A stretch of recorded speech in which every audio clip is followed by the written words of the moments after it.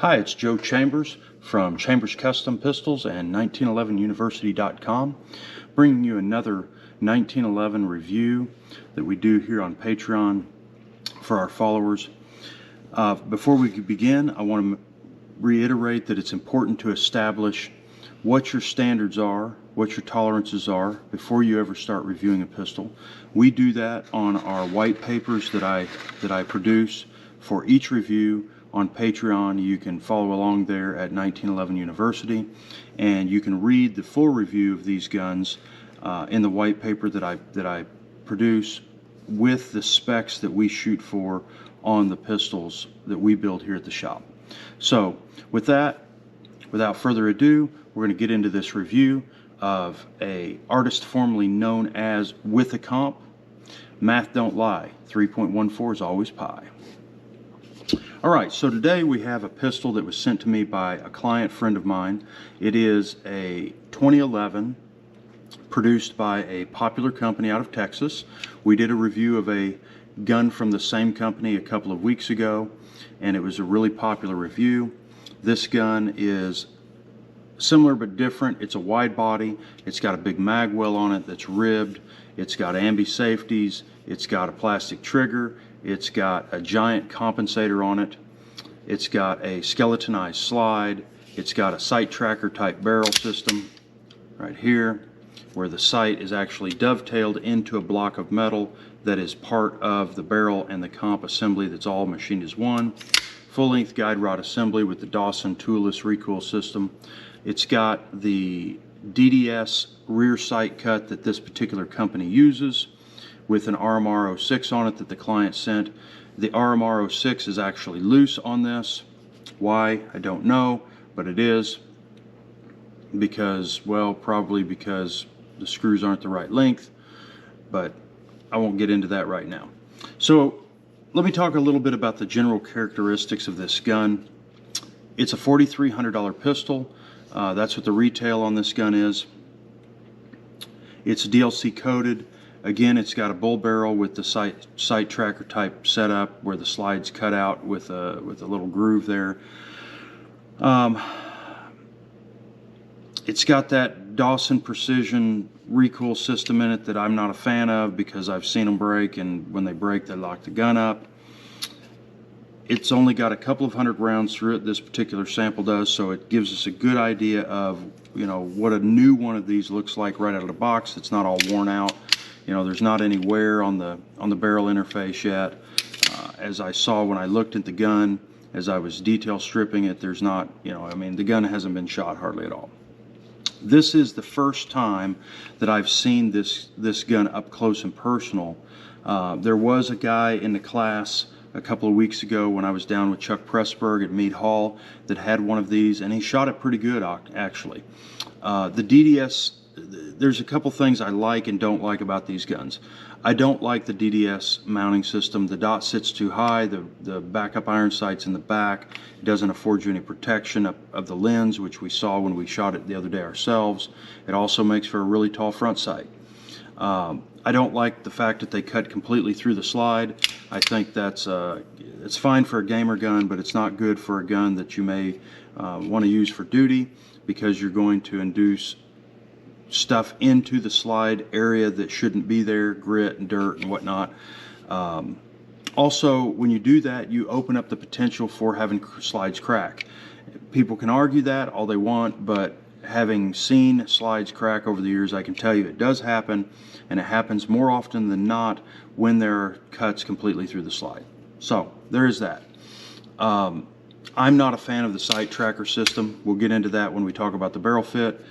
There are some issues there that come into play. They use a really light recoil spring in this. They use a 7-pound recoil spring. Why? Because they don't know what kind of ammo you're going to shoot. The friend of mine I talked to at this particular company told me he runs an 11-pound spring in his, and it runs great. That corresponds with what I know about the comp guns we build, where we run 12-pound springs and they run great. So they're running a 7-pound recoil spring and a 19-pound mainspring. We run a 12 and a 20. We shot this gun, David, Eric, and I all shot this gun the other day. I personally felt like it was a little bit snappy in my hands, and that would be because the recoil spring's really light. So, you know, it just goes part and parcel to building a gun like this, that you're going to have to make some sacrifices if you're producing it for the mass market. That's just the way it is. All right, so let's get into the numbers. The barrel OD and the slide ID, when I measured those up, I was a little bit shocked, to be totally honest with you. What we found was, I found out that there's 10 thousandths tolerance difference between the barrel OD and the slide ID. And the reason that's a big deal is because you lose a lot of accuracy when you lose those tolerances. The bull barrel gun that we did from this company previously had a little less than half than that. And I told you then that, you know, typically what we see in bullseye or in bull barrel guns is about 3 to 4 thousandths tolerance, not 10. Could this be caused because the slide relaxed up front? It's possible. It's not probable. I think it's just got too much tolerance there. So you're going to lose accuracy even in the hands of a competent shooter, and as you'll see when we get to the barrel leg fit area, you're going to lose barrel leg fit as well. All right. So barrel hood to breech face gap, we've got a 3 thousandths gap on this particular gun. Again, I like to see closer to 1.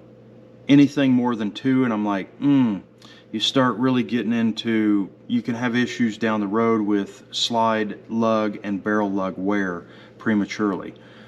So I don't like to see too big of a gap that allows the barrel to shift fore and aft too much in the gun when it's being fired. Chamber depth was 761, just like the previous gun from this company. And after talking to them, I found out that that is the long end of their tolerance range. Their range is from 756 to 761, and right now the reamers are just set up at 761. Slide stop pin hole to the slide stop pin diameter, difference is 3.5 thousandths. Again, I think that's a little bit sloppy on a gun that costs $4,300 retail, but that's my opinion. Extractor length was 2.245, which is perfect. The hook is touching the round, just like in all of these guns that I've seen, and we've talked about the reason, because they don't know what kind of ammo you're going to shoot, and so they have to cover their bases as far as extraction goes. Ejector length 1.11. Again, that's well within tolerances. We shoot for 1.1. Sometimes it's a little bit longer, sometimes it's a little bit shorter, but it's right there. It's cut at the right angle. It's got the relief underneath so the mags don't hit it. It's a really well made part. Now we get into barrel fit and slide to frame fit, and it gets a little dicey, because on the barrel fit on this particular gun, you only have 15% contact between the slide stop legs and the slide stop and the barrel legs. That means you're losing accuracy. How much accuracy? A lot of accuracy is lost because you don't have that contact. But again, because you don't have any tolerance up front, it kind of goes hand in hand. So the gun is not built for accuracy. That's what I'm trying to say, I guess. Or at least if that's what they were aiming for, they missed the mark. Slide stop hole in the link is 206.5. You know, again, that's a little small in my opinion, but they've got it timed the way they needed to for the fit of the barrel. Barrel leg height is 103. They're both even. The link bridge thickness is 1.015, so they've got 1.5 tolerance, but it doesn't really matter because they don't have any slide stop contact with the legs. Slide to frame fit is pretty interesting. Side to side, it's beautiful. I mean, it's as good as any production, it's better than any production gun I've seen in a long time. It's less than 1,000 side to side, and that's great. Up and down, not so great. The total, when you add the numbers up, you got 10 thousandths on one measurement and 3 thousandths on the other. And so you got 13 thousandths total when you really want 4 max. Well, what that gives you then is, over time, as with the previous gun that we reviewed from this company, over time, the height tolerance differences and how they stack means the slide doesn't feel super loose right now. But in a few thousand rounds, it's going to start feeling looser and looser and looser. And by the time you get a high round count on it, you know, 30, 40,000 rounds, it's going to be really, really loose up and down. then you're going to have decreased accuracy because you will have less barrel fit. You don't have much barrel fit to begin with, thus the problem. So I think personally they could do a little better on the slide to frame fit up and down. Clearly they're able to hit the numbers side to side, so something to look at. These guns feature a Wilson Nallen ramp cut barrel, just like the other models that they make. This gun is, in my opinion, overcut on the vertical impact surface.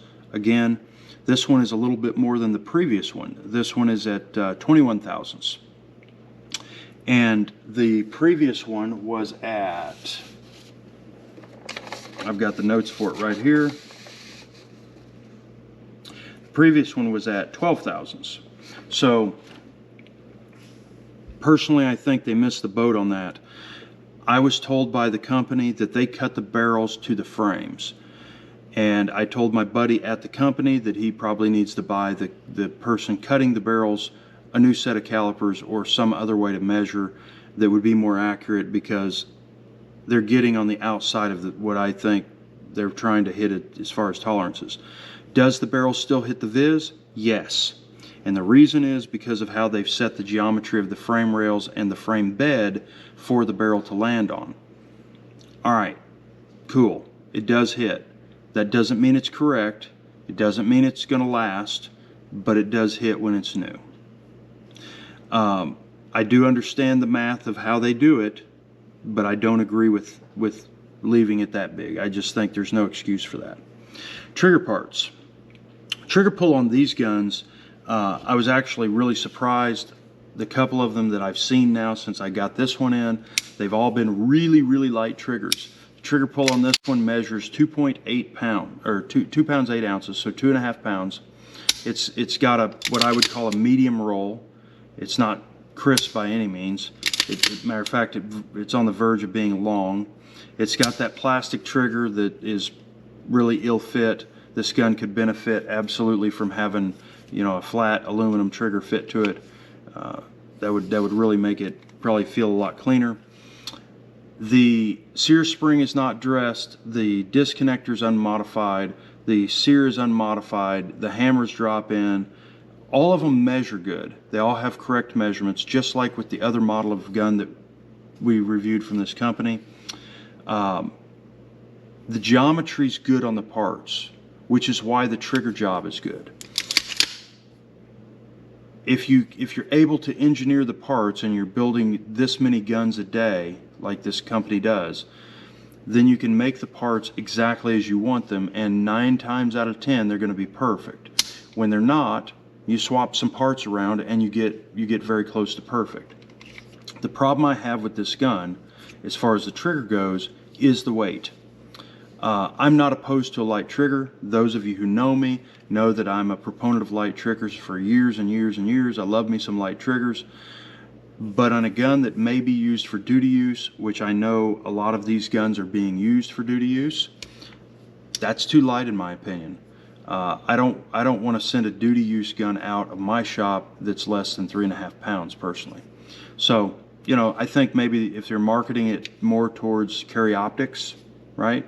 USPSA, shooting 9 minor, whatever the case may be, 2.5 pound trigger pull is fine, but if you're trying to market it as a gun that people are going to carry for duty use, man, that you're walking on the ragged edge there as far as what I would allow to go out the shop. The recoil spring, like I said, in the gun is 7 pounds, which is really, really light in my opinion. It gives the gun a very snappy feel, which I'm not a fan of. You got a comp gun, it shouldn't be snappy. It should be smooth, it should be flat, it should be tight. The dot shouldn't move off the target when you shoot it. And my experience shooting this gun the other day was that the dot absolutely moved off the target when I was shooting it. That could be fixed by putting a heavier recoil spring in, an 11 or a 12. My buddy that works there, he shoots his with an 11 pound spring and he said it runs super flat. So that's awesome. Now, if you're still watching, here's my final thoughts. Is it a cool gun to look at? Absolutely. They've done some really neat things with the cosmetics on these guns and they've really dressed them up. The build quality is definitely better than it was back in the day when they were who they used to be. Is it a nice gun to shoot? Yeah, I enjoyed shooting it. I'll shoot it some more. I may even swap the springs out this weekend and shoot it a little bit with a heavier recoil spring just to see how it feels. Would I buy a gun for $4,300 that has no barrel fit, no real slide to frame fit, and it's going to go loose? No. You know, I can't recommend it. All of you who read the review and watched the review on the first one of this brand that I did, you know I liked that gun a lot. For $2,000, $2,100, whatever it was, it's a really good value. I see that particular model of this brand as an excellent value gun. This one doesn't leave me with the same feelings, unfortunately. So, you know, it's a gun that I would really like to love, but I can't. I just barely like it. Because for me, at that price point, you know, you could be into a number of other guns out there that are probably built a little better. So that's what I have to say about this artist formerly known as With a Comp. Thank you for watching. If you haven't subscribed already, check out our Patreon. It's 1911 University. You can follow me on Facebook and Instagram at Chambers Custom. You can also check out our website at chamberscustom.com. And don't forget, keep calm and shoot on.